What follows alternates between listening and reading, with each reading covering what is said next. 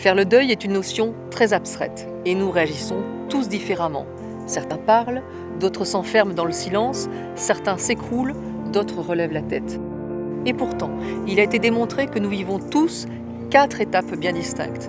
Décryptage avec le psychiatre et psychothérapeute Christophe Fauré, spécialiste en rupture de vie. Quand on perd quelqu'un qu'on aime, il y a une blessure psychique majeure et le processus de deuil qui se met en place automatiquement en nous. Ce n'est pas quelque chose qu'on décide, il est là pour véritablement cicatriser cette plaie qui, si elle restait ouverte, nous mettrait énormément en danger psychiquement. Donc c'est quelque chose qui est un processus naturel et qu'on ne choisit pas, il survient et c'est tout sauf un ennemi. Connaître les étapes par lesquelles on passe après le décès d'un proche aide à comprendre ce que l'on vit. La première étape, c'est brièvement une étape de choc, de sidération.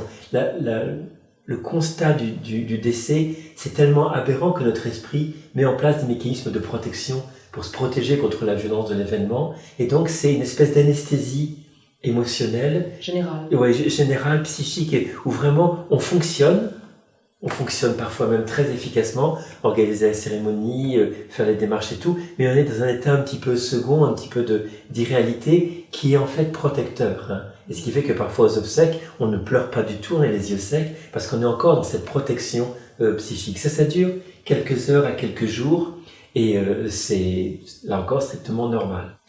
La deuxième, c'est la phase de recherche de la personne qu'on a perdue, recherche le lien avec elle. 6, 8, 10 mois de durée. Ça veut dire quoi? Cette personne qu'on avait l'habitude de voir, on va avoir besoin de mettre les photos partout dans la maison. Le deuxième, c'est on a besoin d'entendre. Comme je ne peux plus l'entendre, cette personne-là, je peux par exemple continuer à payer la messagerie téléphonique pour avoir le son de sa voix.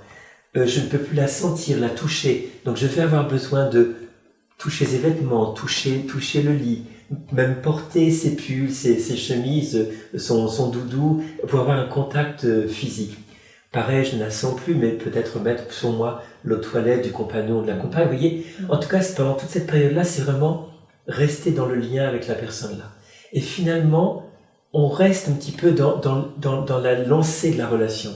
Hein, comme un ventilateur qu'on arrête, l'électricité, c'est l'énergie de la relation. C'est pas parce qu'on arrête le ventilateur que le ventilateur n'arrête pas de tourner. Donc c'est un peu ça la deuxième étape. On reste dans la lancée de la relation et paradoxalement, on est mal, on est dans la peine et tout, mais on va pas aussi mal que ça. Parce que malheureusement, le ventilateur s'arrête à un moment donné et la relation, comme elle n'est plus nourrie par une interaction régulière, elle va s'arrêter progressivement. Et là, on arrive dans la troisième étape. C'est la phase vraiment le plus dur du vécu du deuil. C'est vraiment la prise de conscience de l'irréversibilité de la perte. Où là, les gens vont dire, je vais de plus en plus mal. Et c'est normal. Je pensais que après tout ce temps-là, je me serais stabilisé, mais je constate que je vais de plus en plus mal, qu'il me manque de plus en plus. Et là, les gens peuvent paniquer, parce qu'ils ont l'impression que c'est anormal, alors que c'est complètement normal, et je dirais même, c'est nécessaire, c'est prévisible, et c'est indispensable que cette étape survienne.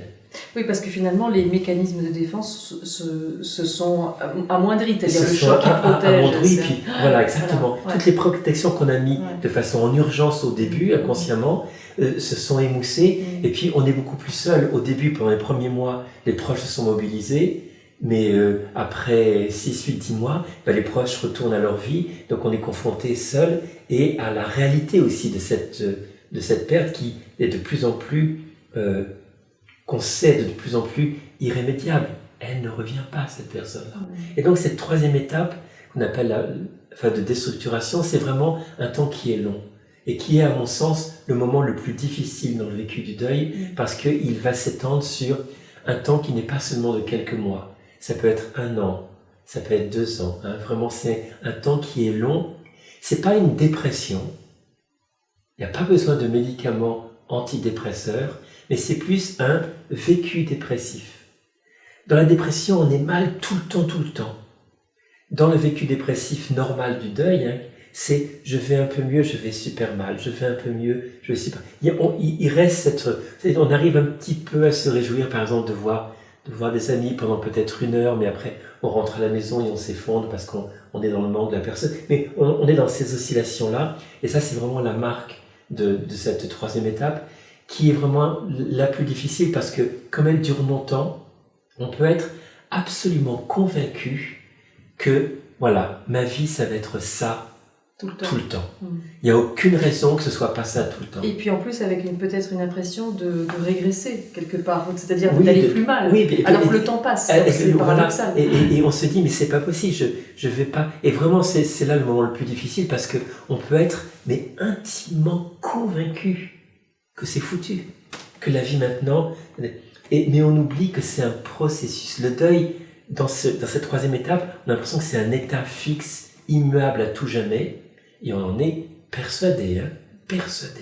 Alors qu'en fait, c'est un processus qui continue encore à se déployer et qui arrive progressivement, mais tout doucement, longtemps après le décès, à cette 4e étape, qui est une étape de restructuration, qui est progressivement un apaisement qui s'installe au fil du temps, à l'intérieur de soi, par rapport à la personne qu'on a perdue et par rapport au monde.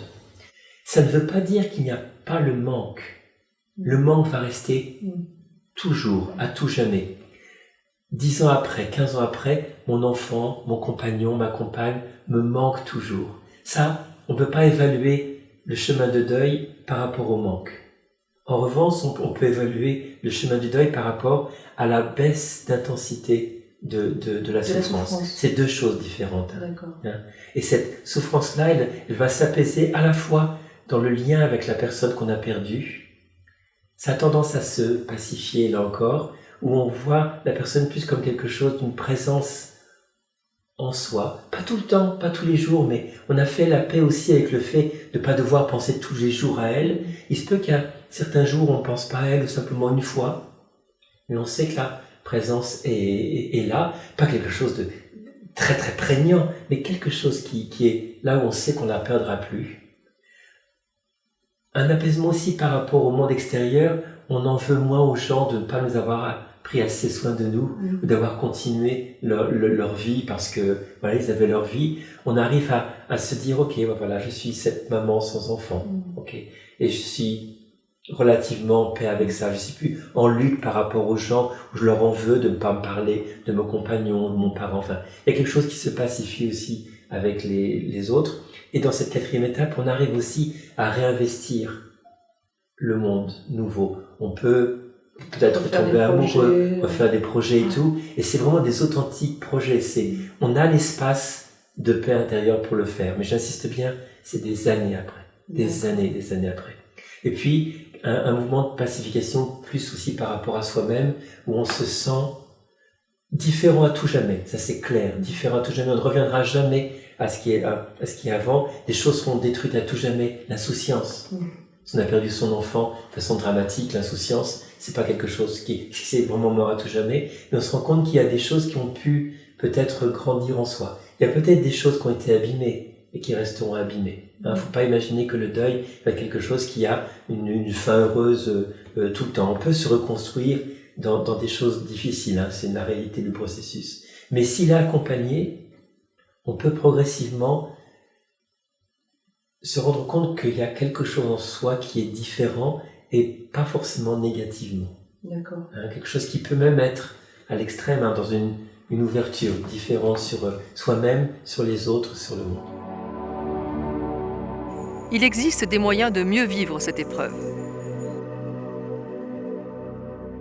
Autant le processus de deuil, de cicatrisation, il échappe à notre contrôle, autant le travail de deuil, c'est quelque chose qu'on peut décider de faire. Ça consiste en 4 tâches. La première, c'est cheminer tout doucement dans l'acceptation de la réalité de ce qui s'est passé. C'est pas accepter le décès, par exemple, de mon enfant. C'est juste accepter la réalité qui est que mon enfant est décédé. C'est le seul niveau d'acceptation qu'on peut avoir. C'est vraiment, ok, ceci s'est passé. Et je ne lutte plus contre le fait que ceci s'est passé parce que c'est ainsi. et je ne peux rien y faire. Donc, le deuxième, c'est exprimer les émotions du deuil, que ce soit en partageant, que ce soit en écrivant, ou toute une manière possible. La colère.